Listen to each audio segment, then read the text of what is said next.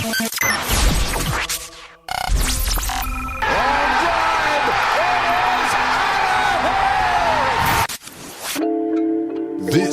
is the Vet Alumni Podcast with Tek Prem.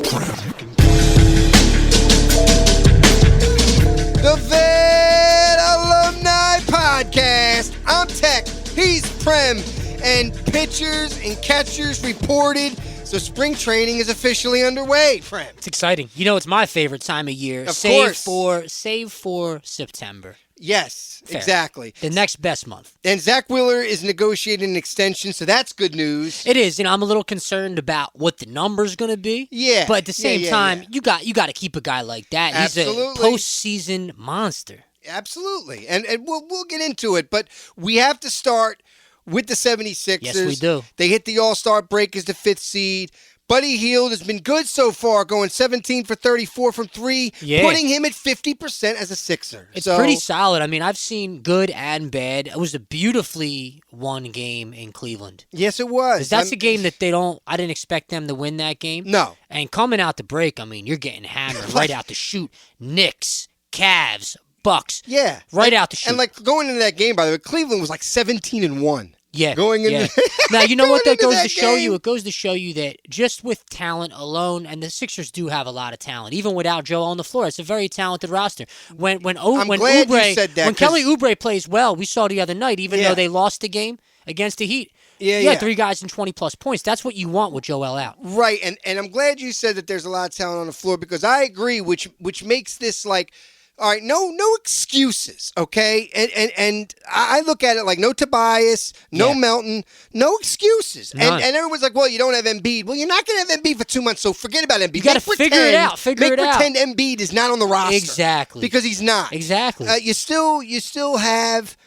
listen, you still got a good team, and it was a winnable game against Miami. They fell apart at the end of that game. Yeah, that was rough in the last few minutes, man. That's tough. This is the issue. And that's been their calling card for a long time now. Right. And I hear, well, the Sixers were shorthanded. Well, so were they. They were missing 2 of their primary players. No Terry Rozier, no Jimmy Butler. Very important pieces. Important pieces. Very important pieces. I mean, we're missing Melton and Harris. I wouldn't qualify them as the most important, but not more than Rozier and Butler. No, those are 2 proven commodities. Yes. In the NBA.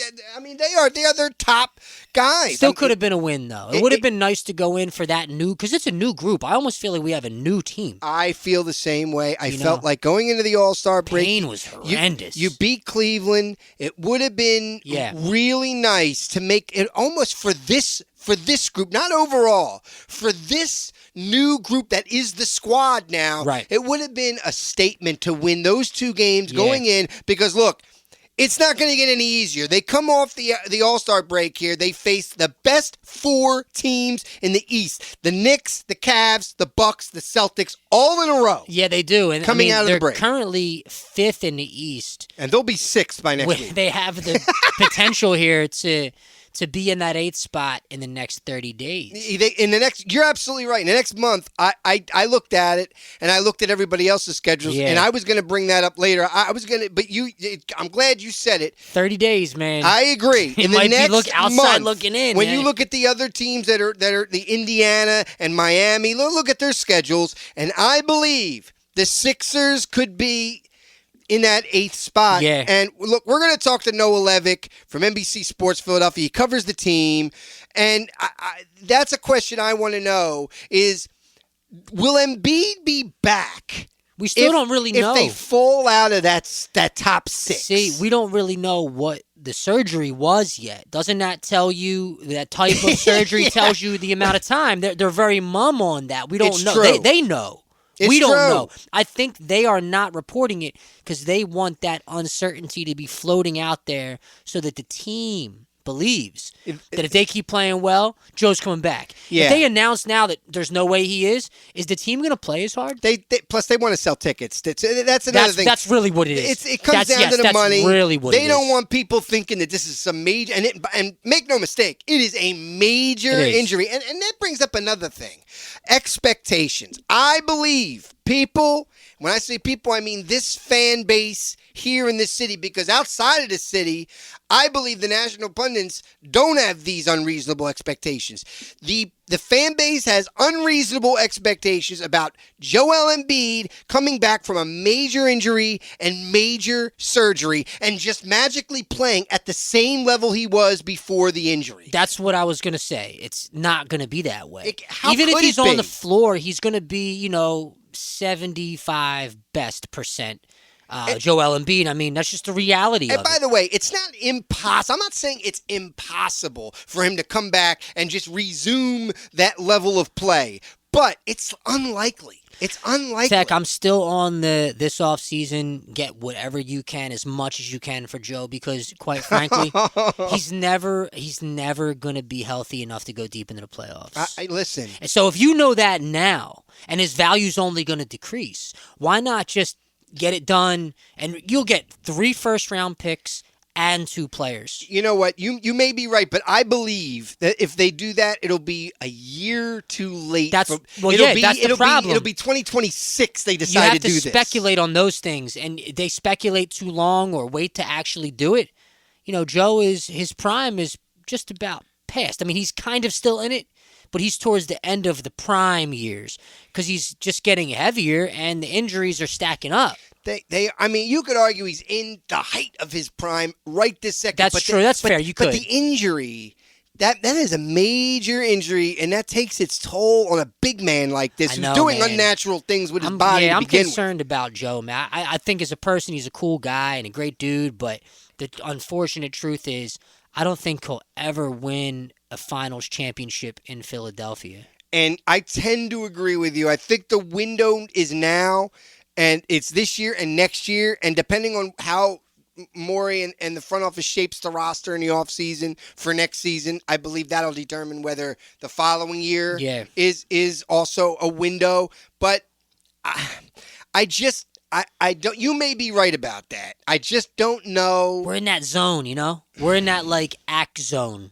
Act now. Yeah, or, it's an act now forever zone. Hold your peace type of situation. It totally is. Because here's a what if for you. This happened to Carson Wentz. I know it's not a tear, but what if Joe comes back and he just never can quite get back to that top level again? That would be disastrous. And you didn't trade him. And then he establishes. That would be disastrous. That would be catastrophic. Yeah, then he establishes a new diminished value. He establishes whatever that diminished value is, say next season, and then he gets another injury late next season. Then he's untradeable. My heart... Almost untradeable. My brain it hears you completely and agrees with you. This is what you would usually say to me. Yeah, that's what I'm saying. My brain is 1,000% with you on this. It's tough, bro. But my heart won't allow my brain to accept that. I know. And it's like asking to trade Bryce or Jalen. I mean, it's the same kind of thing. Right. It's not easy. I can't accept...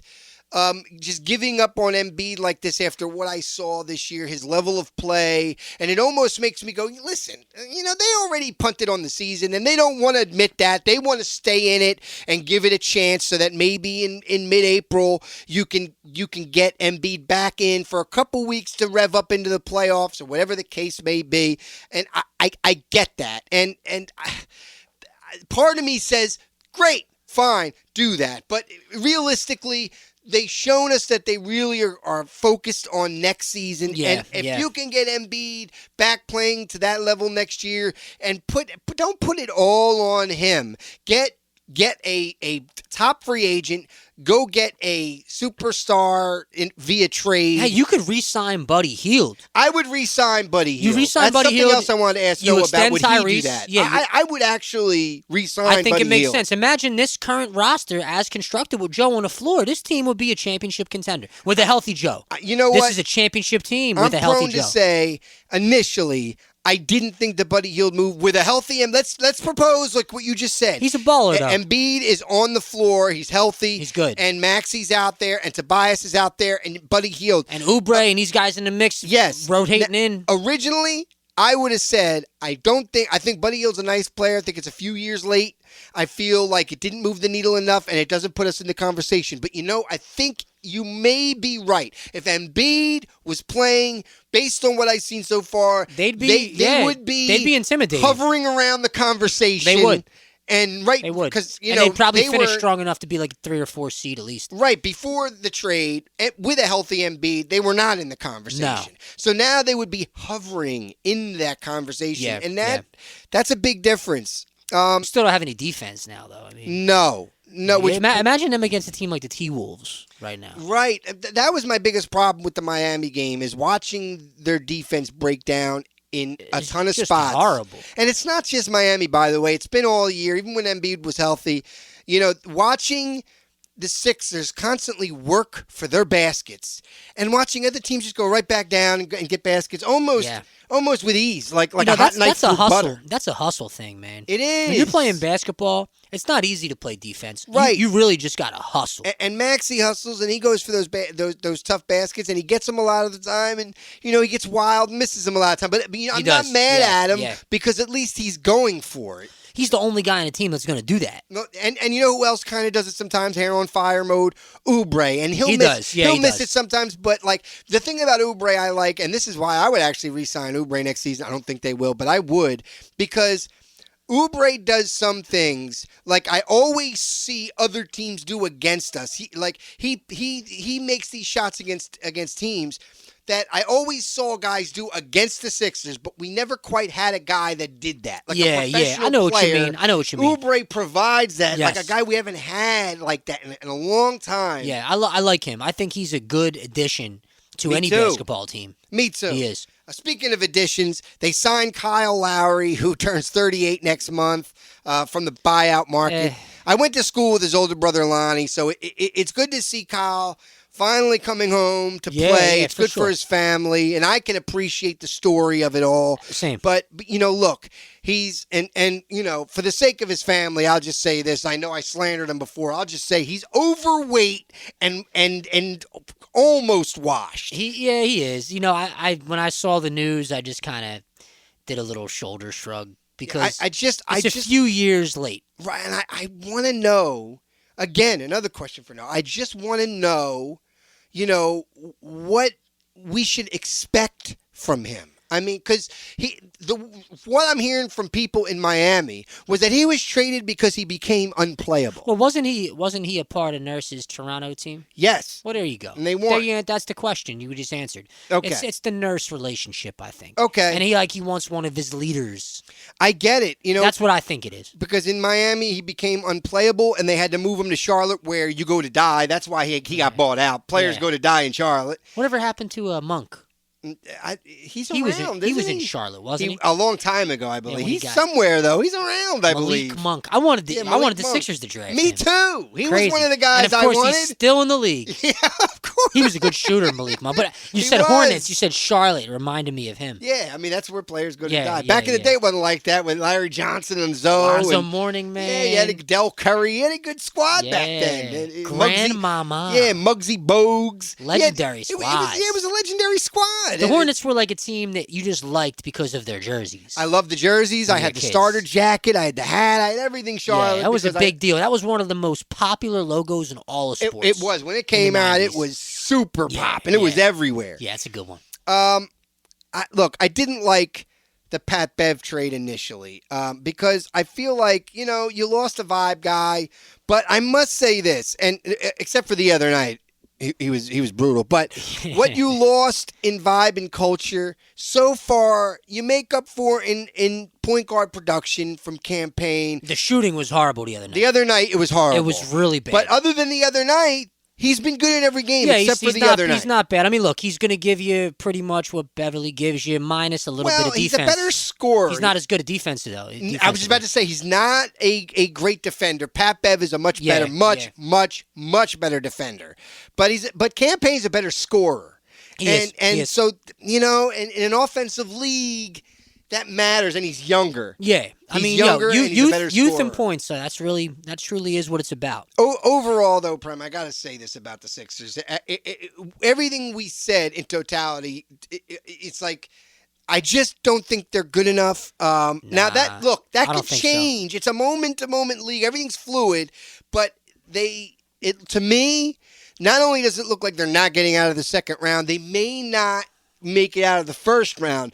I think they're a playoff team by default Yeah, well, the East has been like that since I can remember. Yeah, once you get past 5, 6, 7, 8, 9, 10, those are all teams that are bunched up until the end. You're in just because you have to be in. Yes, and I think the Sixers are going to be good enough to hang around and by default make it in. What I think is going to happen is they're going to win the first round series. You think they win the first round series? Yeah, I think they'll win the first round series. Okay. Joe will come back and they'll lose in the second round, and we're right back where we're at every year. We're right back where we started. Every year. Listen, just not really knowing, okay, we'll get excited. We have a second round playoff series, and then something will happen. They'll drop game 6 or something, or who knows, because it's going to be a good basketball team they play. Yeah. And I just feel like, unfortunately, as much as I was on the bandwagon a few weeks ago. Well, by the way, I don't know, man. I agree with you. I think if Joel is not in the first playoff series, forget about it. Yeah. Joel needs to come back with 2 weeks remaining in the season. Yes, and get reacclimated, and rev up, and get the but that's only 4 months away with Buddy Hield. 3 months away. Yeah, he's not going to be out there in 3 months. There's no way. Well, he would need to be back. In my guesstimation would be he needs to be back mid-April. I mean, he just needs. Look, to be if back. it's 8 to 12 weeks, okay. If it's an 8 to 12 week recovery, but that seems, from what I've heard, they said 6 to 8 weeks, and I just don't believe it. I've heard doctors say, "Listen, that's a 3-month injury." I don't believe it either. I've heard people that had the surgery, just from listening to the radio the last couple weeks, talk about, they weren't right for like 9 months. Right. They weren't professional basketball players, right? But still, he might not. This guy's 300 ready. pounds, 7 feet. So if a regular everyday citizen can't do regular stuff after 9 months, imagine a top flight athlete going full speed after 4 months. Football players are out a week or two, and then they come back after surgery. But that's different. Sport. That's arthroscopic stuff, right? And it's lateral movement. It's not like jumping vertically, which is very what you different. have to do in basketball. Yeah, it's very different. I mean, either way, I'm skeptical. I think no matter what, the Sixers are just not a championship team this year. So. No, they're not, and I definitely think them hovering in the top 6. To me, if I can put my opinion out there, if they're not in the top 6, Joel ain't coming back this year. Why would he? I agree. Why would he? Yeah, because look, in the first round, you're going to be bumped immediately by the Celtics or the Bucks. That's what I think. Immediately. And that's actually pretty likely. I see what you're saying. I could see that happening. You're not beating the Bucks or the Celtics in a first round series. No, and if you're Joe, why do I come back for that series? Why am I rushing back for that series? Well, because you got heart and the doctors cleared you. That's why. Well, are the doctors going to clear him? That's the question. We know Joe has heart. I would never doubt his heart and his love for the city. We know he does. He does. He cares. He wants to win. He wants to play today. This is killing him more than it's killing the fans. Absolutely. We know that. We know that. But the truth is, I just don't think that he will ever be good and healthy enough simultaneously. Yeah. At the right time. I don't think we're ever going to have the amalgamation, there's a word for you, of Joe's condition, his performance, and in the playoffs. All 3 of those things at once top-notch. That's what we need to win a title. Yeah. So because I don't think that's possible, that's why I think it's smart to move him at his highest value. You see where I'm coming from? I do. I just, It's a rock and a hard place, Tek. It is. But they're going to end up on the short side of the stick because they always do. And that's the problem. I'm really, unfortunately, turned the other way on the Sixers because I'm logical here. You know what? Me too. And it's sad to say. Man. It is. It is because, listen. I was hopeful. I really was. Me too. The season was looking promising. Joel was playing the best ball of his life. He was at the top of just killing the NBA. Man. He was the best in the world. He was unstoppable. Breaking Wilt Chamberlain's marks. Yeah, he was dominant to a different level than we've ever seen. And then just to see that happen and the way it happened, and then I feel like even though he's truly hurt, I feel like Joe does embellish the injuries on the court when they happen. You see him, as soon as I see the guy hit the knee and I see Joe grab it, I'm thinking, here we go. Here we go. Here we go. Exactly. As much as I felt sympathy for Joe, you just know, like, here we go. Here we go. Same thing. It's always something. Tough, bro. It's really tough. I know it is. It's really tough. And so I agree with you. All right, like I said, we'll hit the vet line, talk to Noah Levick, who covers the team for NBC Sports Philadelphia. But first, brought to you by the Fairless Hills Academy of Music, it's time for VetPhact. This is a VetPhact. Tek, there is nothing more that we like more, rather, than beating the Braves. Yeah. We beat the Braves the last 2 postseasons, no surprise. So for our VetPhact, we're going back to the last year that the Vet was in business. April 9th, 2003, Jim Thome and Pat Burrell each had multi-home run games and collected a combined 5 RBIs each as the Phils would destroy the Braves and Greg Maddux by a score of 16-2. Woo! The last season at the Vet, the Phils would move to 5-3 on the early season, dropping the Braves to 3-6. Only 14,700 fans attended this one, Tek. Wow. The Phils, again, they were just right out the gate, 4-0 early. They blew them out the water. They scored, 10 runs, 6, 7, and 8 innings. They scored 10 runs combined. Vicente Padilla gets the W, and just an all-around performance. Everybody in the starting lineup recorded multiple hits, except for Marlon Byrd, who just had one. But you had Burrell and Thome with 5 ribbies each. What a day. What a day. That is a day. Names on this team include Placido Polanco, Bobby Abreu, Tomas Perez, yes, Mike Lieberthal. Yes. The Braves were no slouches. This was the end of their real run, but they had Gary Sheffield on this team. Yeah. A young Chipper Jones, Andrew Jones, Vinny Castilla. Wow. Henry Blanco. What a game to be at. A young Rafael Furcal. It just wasn't their day. Just wasn't their day. The Phils would demolish them. 16-3 on 18 hits, the Braves committing 3 errors in a game that they no doubt could not wait to end. Yeah. April 9th, 2003, the last year at the Vet, 16-2 Phils. They couldn't wait for the Vet to be demolished. Yeah, man, shortly thereafter. Staying on the Phils, we said it earlier, they started spring training with pitchers and catchers. Reporting this week, Zach Wheeler and his agent are in negotiations on an extension, which could look something like 4 years, 160. I don't think I feel comfortable going more than 4 years for a guy who turns 34 in May. I agree with you. But he's been our best pitcher, so you kind of have to do what you have to do to extend him. You do, and guys pitch later in life. Guys, even if he loses a little velocity, I feel like Wheeler's a good enough pitcher. 35 scares me a little bit. Yeah, the velocity is going to dip. But if he can stay 30, 35, 36, 37 is the next problematic age for me. Well, look at Randy Johnson, though. I mean, he maintained his velocity. He was a freak of nature. He was a big guy. Yeah, he was a big guy. But I just think of heaters, guys that throw heat. And Zach is one of those guys. He might lose 5 miles per hour, but he's still coming in at 95. That's true. You know what I mean? So even if he loses a little velocity, I could see him being effective. I just worry a little bit about, like you said, the mid-30s is a tricky time for a pitcher. Yeah, and I do think you're going to see something around 4 years, 160, only because,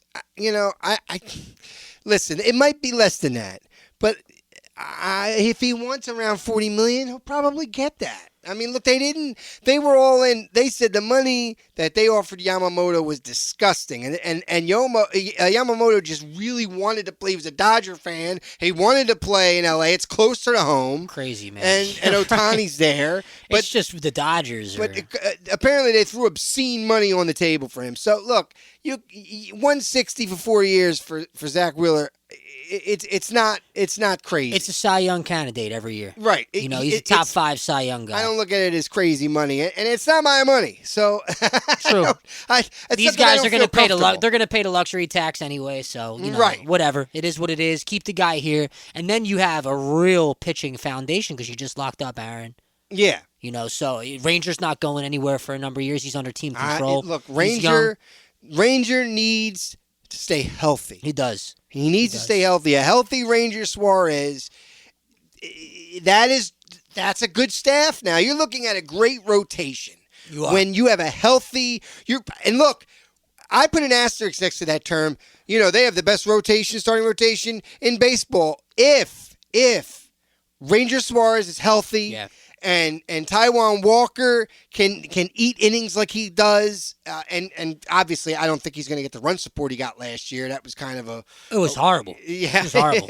But, wow. But is that going to?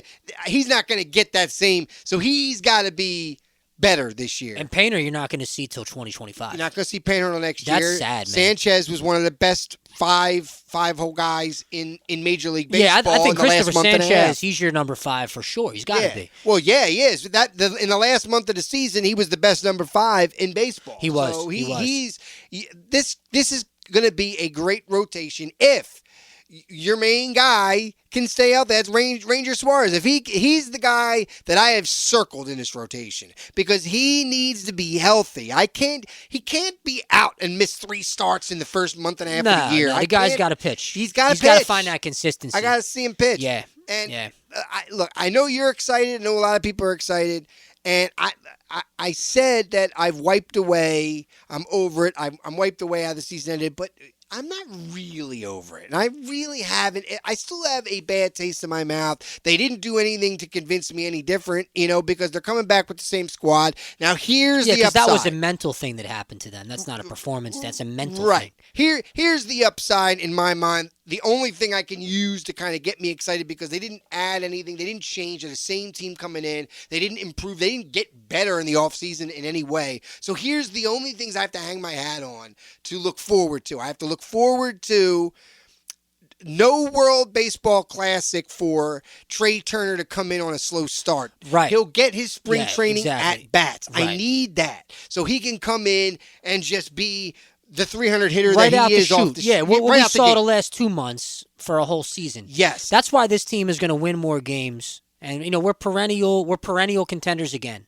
It took another 15 years to be that again. Now, Bryce Harper, a healthy, uninjured, starting at the season at first base, Bryce Harper. It's a completely different thing than we saw last year. It took until 3/4 through the season for them to make that move to first base. So now we're looking at a brand new version of Bryce Harper. Yeah, I'm excited to start the year. That is something to be excited about. There's just no way Castellanos can suck. There's just, look. I think Nick's going to be okay. In 2 seasons, he gave us 2 months of all-star level baseball. He made it to the all-star game. He came back from that and went back to Castellanos. Last year, the whole first half, he was on pretty much on 2 fire. months, 2.5 months. Yeah.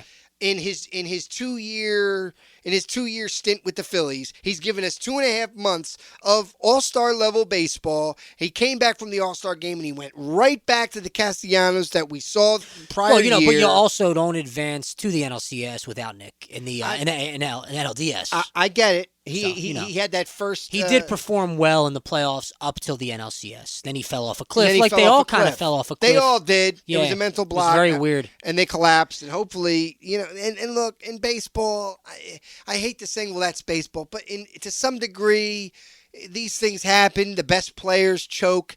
It's not uncommon that the superstars in baseball choke or don't show up in these big moments. It's been going on forever, as long as I can remember. Yeah, it really baseball. has. That's why 162 games. You really it's got to balance out. It's a brutal schedule. It is, and so these are and the potential. Now I know that we're going to see the same thing we've seen, and it's not going to change. And it's going to piss me off, and I'm going to be talking about it every week, every show. We're going to be talking about it. But the potential so far now, with spring training starting and the unknown, the potential that Kyle Schwarber is not leading off is a.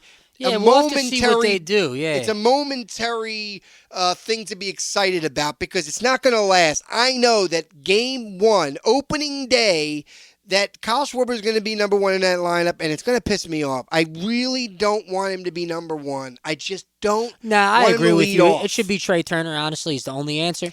Trey Turner should either be leading off or batting cleanup. I think Trey's your leadoff guy, in my opinion. Because he's going to reach, he's going to have a high on-base percentage usually. I always wanted Stott, but now I've come to appreciate Stott being either later or being at the top. And five or six hit. I think Stott's a great 5 hitter. He could be like 6. Yeah. Which, I mean, listen. The Phils should be 5 games better than last year, just solely off the fact. Well, they won 90 games, didn't they? There's 95 win season this year, in my opinion. I'm going 95 and 67. I'm going to go 92. I'm saying that 5 games is going to come from the fact that you're going to get Trey for more than just August and September, and I think that's good enough for 5 additional wins. And Bryce. I mean, Bryce was out. How long was Bryce out? Look, if this team really achieves like they should, this is a 100-win roster. You look at this lineup, this is a 100-win team. And that's why Dombrowski, that's why they didn't make any moves. If they didn't perform. spend any money. Yeah, if they perform. Yeah. Right, and I heard that argument earlier saying, you know what, you're not going to make splashes when you've already splashed. Yeah, they did. All the splashes they've already made. And I get that. To some extent, you still need occasional splashes, though, still. Well, Like Montgomery would have been nice. But I don't think it's over. The way I look at Dombrowski, because this is typical Dombrowski right now, is that he waits until this time of year, spring training starts, a few weeks into spring training, to see who's left, what bodies have dropped, who remains, and where. Who could I move in? What's their number? Right. Because he did that with Schwarber a few years back. He did it with Castellanos. He seems to do that. He moves in right when he feels like, hey, listen, you're still on the market. Your value isn't what you thought it was. So now I'm going to come in and I'm going to say, well, we'll give you this for 2 years. We'll give you this. Absolutely. And Montgomery, I originally thought Jordan Montgomery would be a guy they go after if they don't feel like they're going to be able to extend Wheeler. Right. If they feel like they could lose Wheeler after this year, then they would bring in Montgomery. I think that they're going to extend him. I think they're going to figure something out. I think they have to. And they know that they have to. You don't want the season to start and it's not done after it's been talked about. Because it wouldn't be a good look. The fans, it would be... It'd be confusion. Yeah, and you want Zach to start the season with peace of mind, knowing, all right, my contract situation is handled. I can just pitch. Yeah, you'd get backlash from the fans. And similarly, not that we have to go into it, but similarly to the Hassan Reddick situation where, fans want them to sign a 10-plus sack back-to-back year, edge rusher, especially when that was a weakness for this team. And the way they used him at the end was wrong, and he started out the first month of the season with a cast on. And so he really gave you 8 games, 10-plus sacks in 8 games, and that is a guy you don't want to lose. And but I think football is different. Fans understand that he's turning 30 and this is a business. And he wants $25 million, where the Eagles might not be able to go more than $20 million. So he understands this is a business. The fans understand it.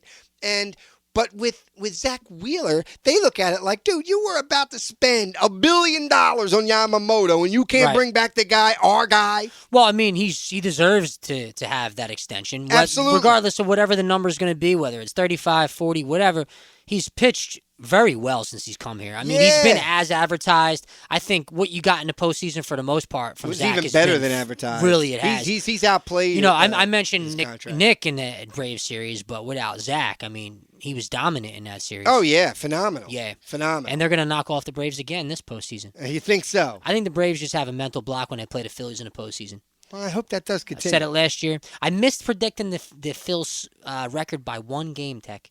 Oh. Last year. Yeah, that's true. One game. I might have hit. No, you know what? I hit it exactly. I just missed the breakdown on the home split.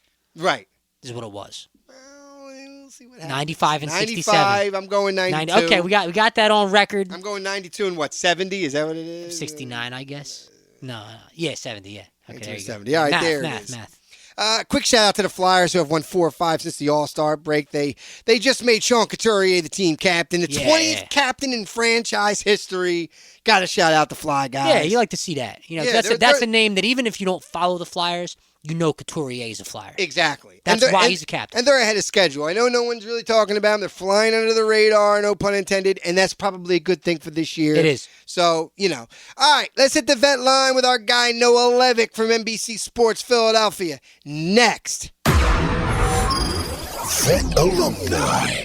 And now, it's the Vet Line. Why don't you answer your phone? Joined now in the vet line by Noah Levick. He, of course, covers the Sixers for NBC Sports Philly. Thanks for joining us again, Noah. Absolutely, yeah. Thank you guys for having me back on.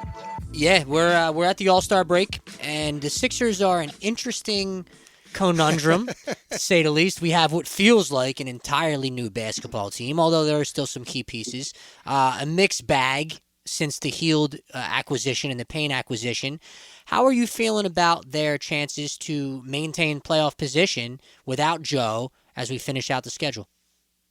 I think there have been some good signs since Buddy Hield has been added to the mix. He's hit at least 4 threes in all 4 appearances. So I think he's lived up to the reputation there.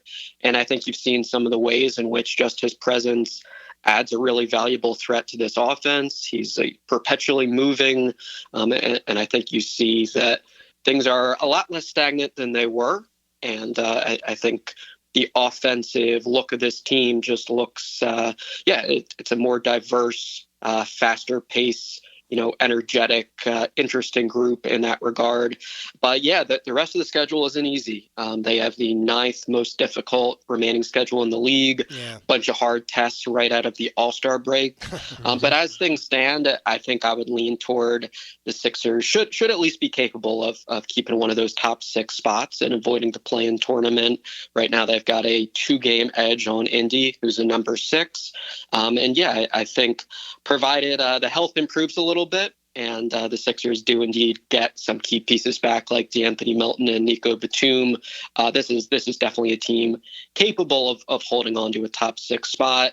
And yeah, as you said, it very much hinges on Mr. Embiid being healthy and available when the playoffs roll around. But I think they have been trending up leading into the break. I think a little bit disappointing not to get that final game against Miami, which was winnable. Looked really good in the first half there. But the Heat just, beat the Sixers with some clutch plays and some offensive boards down the stretch. But I do think thus far the 4 games of the Buddy Hield era have largely been positive. And of course, Kyle Lowry is another guy who will be added to the mix post All-Star. And the Sixers are optimistic about the impact he can have here as well. Yeah, I like the connection to Nurse, knowing him from their days in Toronto. I think that is probably, in my opinion, part of the reason he was brought in, the leadership factor. Now, you alluded to Joe. We kind of touched on it earlier on our show. What have you heard since the news came out about the surgery regarding the amount of time it could take, or are they still mum on the type of meniscus surgery that it was as far as what you've heard? Yeah, there's been a little, I think, unnecessary vagueness in the public messaging. But look, they've at least been straightforward, I think, in saying they believe there's a good chance he can return, right? I mean, Daryl Morey in his post-trade deadline press conference said, yeah, I'm hopeful. Like there's always some uncertainty with injury recovery. We can't say the odds are 100%. But to me, this does not sound like a situation where they anticipate holding their breath and they think it's going to be a really close call and, a hard decision to make as far as whether it's a good idea to bring Embiid back before the playoffs. I think as long as there are not any setbacks, everything seems to suggest to me that he is going to be available by the time the postseason rolls around. You even hear little things like campaign mentioning that the assistant coaches are already showing him some film of how things are going to look like when Embiid is back in the fold. So I think the expectation is he will be back. It's not going to be any day now. We've still got to wait a few weeks before we have a better sense of how the knee has responded. But I think so far so good. And I think the Sixers are planning as if Joel Embiid is going to be healthy for game 1 of the playoffs. Well, that's encouraging, Tek. Right. To follow that up, do you think he'll play again this season if the team falls out of the top 6?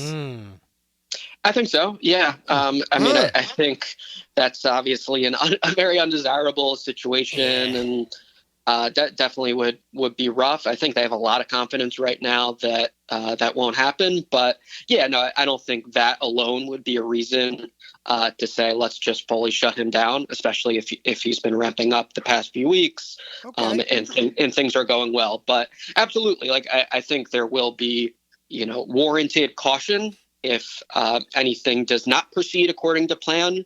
But as long as he is physically progressing in a good direction, I don't think the standings alone would be, justification for holding him out in their eyes. That's encouraging. Yeah, actually. definitely. Going back to Kyle Lowry, based on everything you've been told, what should we realistically expect out of a 37, soon to be 38-year-old Kyle Lowry? Yeah.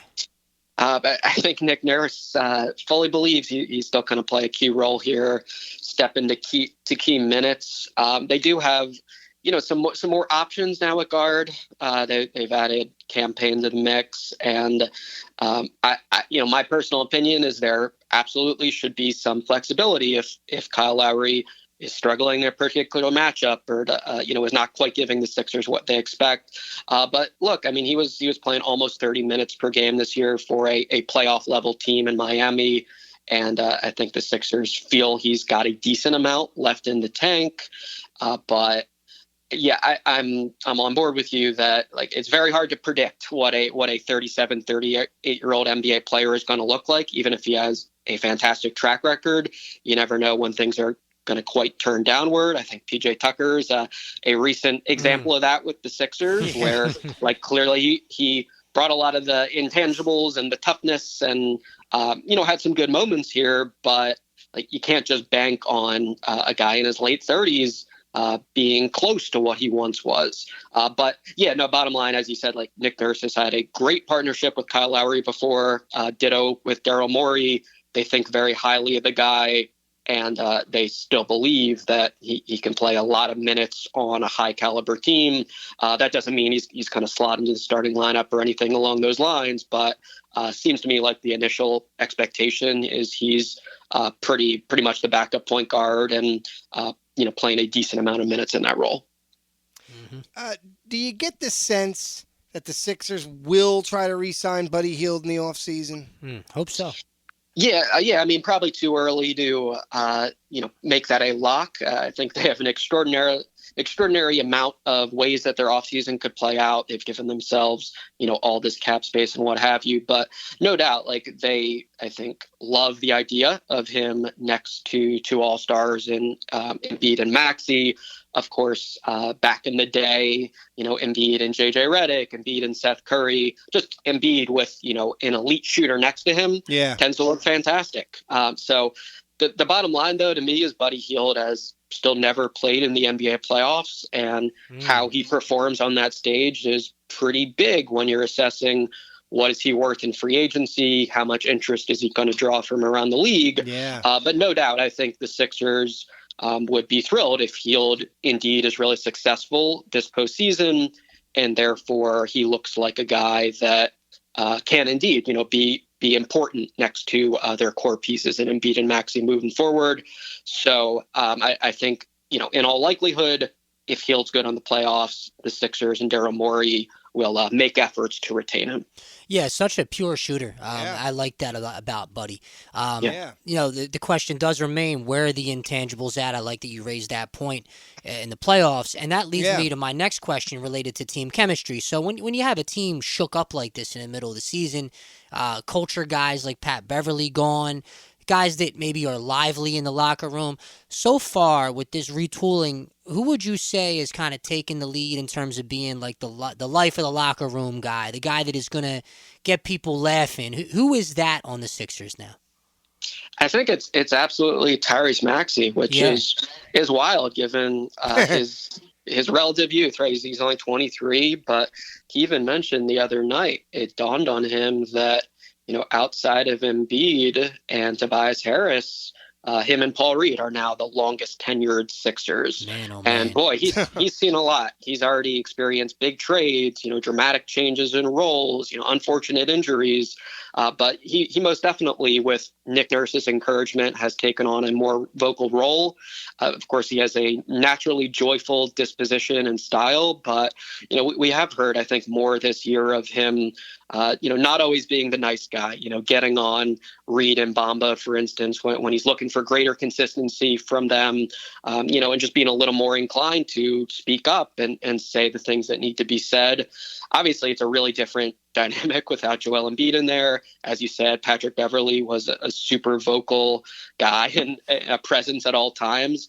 But yeah, I think Maxey is looked to now as someone who commands respect and of course, plays a large role on this team.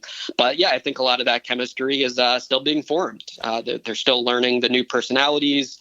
Kyle Lowry's going to step in there and have important things to say. And, I think it's right to listen to all of Lowry's wisdom. But yeah, I think in this weird little interim period, no doubt Maxey has stepped up in the leadership picture. I like that because he was kind of a quiet kid coming out. Yeah, he needed to break out of that. Definitely. He had that youthful shell, that youthful innocence. He still has the innocence. But now he's an all-star. It's time to step up. It's time to really step up. I agree completely. So we already know that he's our star now that Embiid is down. Who would you think, or who do you think is going to be the unsung hero from this group as we work down the stretch? An unexpected name that will turn it on when it matters for the Sixers. I mean, I think instinctively I lean toward Nico Batum there. Of course, it's health permitting. And again, we're talking about someone who's in his mid-30s and unfortunately has, had a second hamstring issue pop up for him here.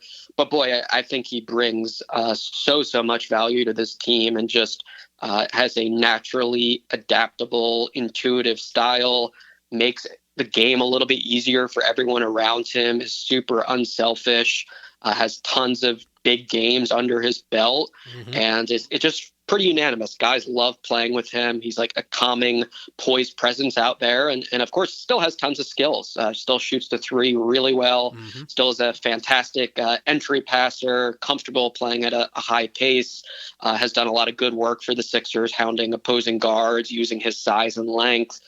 So I think he was a fantastic, aspect of the James Harden deal for the Sixers. And I think as long as he's healthy, he's capable of being a really important player for the Sixers in big moments down the stretch and in the postseason. So I think that's the first name that pops up for me there, Batum. And I think, it's obvious the Sixers have missed him. They've missed the Anthony Melton, Robert Covington. So things seem to be trending in a good direction with all those guys, but I think, of course, it's essential that Joel Embiid return, but it's also pretty important that those sorts of key role players indeed get healthy and stay healthy for the Sixers. It's such an interesting blend of guys now. It is. It just really is an interesting blend of guys. It is. A lot of people were really pissed off about them trading away Jaden Springer. I was not one of those people. I never believed in him. He just didn't develop offensively in an offensive league. And I've already seen more out of an undrafted guy like Ricky Council. What do you make of Ricky Council? And come playoff time, I know he's sort of auditioning to be in that rotation. Do you think that he'll be given a role in a rotation come playoff time? I think looking at the playoffs, the odds would tell you it's not super likely that rotations shrink. Right. I think, just as things stand with the very limited sample size and just kind of having a feel for Nick Nurse, wouldn't shock me if there's like a game or two where he's thrown into a moment and asked to, provide a spark or asked to take on a specific defensive assignment. Yeah. Clearly, like super mature physically and mentally for a rookie. I think he's absolutely seized the opportunity. I think also his shot is not the prettiest thing in the world. He has done some work with Nick Nurse and the coaching staff to improve the mechanics there. But obviously it's not the strength of his game, right? But boy, he is physically ridiculously strong. Yeah. So explosive. I think showcases like decent decision making on both ends of the court. Yeah. Again, for someone with so little NBA experience, and he does not lack self-belief. Like when he goes in there, he shows zero fear. He attacks the rim. He draws fouls. And he just believes that he's going to make a positive impact on the game. So I think you're right in calling it an audition. That's basically how Nurse has framed things. When everyone's healthy, perhaps there is a window for him to see some minutes behind Tobias Harris and some opportunities there to get actual minutes on a full strength version of the Sixers. But regardless, he's trending way up. And I'm really interested to see whether he can sustain all the positive things he's shown. Good counsel on counsel. Yeah, he's been really impressive so far. I gotta say, I've been shocked at how aggressive and how confident and is, like you said, explosive that he actually is for this kid with he's like G League experience, and he comes in and he's I didn't expect it, and I'm impressed. I'm continuously impressed at every game he comes in, and I see him, and I'm like, this kid's putting up like 13 points here and 12 here and 9. It's like this kid's putting up points. Yeah, I mean, hey, look, you got youth, and it seems like it might have a chance to develop. That's a good thing. Hopefully. It's a good thing. We've been on the vet line with Noah Levick of NBC Sports Philadelphia. What do you got planned for the All-Star break, Noah? No, nothing special. Yeah. Well, no basketball to cover. A little bit. Yeah. I mean, we'll be tuning into the, 3-point contest in the All-Star game, but absolutely. Yeah, curious actually if Maxey can become the first Sixer to win that 3-point contest. I think that would not stun me. But no, yeah, a little chance to rest up like the players, and they'll be back at it soon enough. Nick Nurse, relative to Doc Rivers, he loves to practice, so I believe Tuesday they will be back at it. We'll in all likelihood see Kyle Lowry out there, and that'll be next on the docket. But yeah, there's a little opportunity to rest up and recuperate before then. Yeah, definitely. And lastly, before we let you go, I'm not going to ask you who's going to win the East, because we're going to hold out hope that Joel can come back and lead us. But who do you think represents the West in the finals? Yeah, that's a good one. That's such a tough call. Yeah. Honestly, I wouldn't be surprised if this is the year the Thunder make that huge leap. Wow. I feel like almost any name you say there is bold. I guess maybe the Nuggets would be the conventional wisdom to repeat. But let's do it. Let's go with the Thunder. And I think that's just such a fascinating conference. There are so many teams that are viable contenders. But yeah, clearly they've got an MVP candidate now in SGA, and so many great, well-fitting pieces around him. Chet Holmgren's been better than I expected. So let's say the Thunder and see how that looks in a few months. If the Thunder went to the finals, it would be a ratings bonanza. It was just... Well, that Seattle will be watching. Yeah, definitely. There you have it, folks. Noah Levick, NBC Sports Philadelphia, joining the Vet Line again. No, we appreciate your time, your insight as always, and we'll talk to you again when the Sixers hopefully fire up for a playoff run. Yeah, sounds good. Yeah, thank you so much, guys. That's Noah Levick on the Vet Line, NBC Sports Philadelphia. Yes, and look, All-Star break, we'll see what happens. We'll see what happens. All right. If you're a music producer, you need rhythm.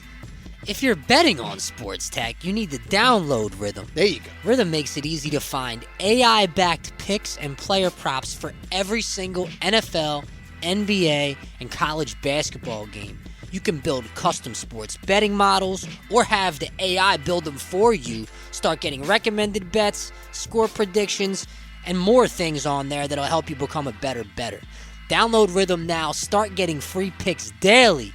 Rhythm, the place for data-backed props and picks, and the sponsor of Prem's Picks, coming back in April. We're almost there. Almost.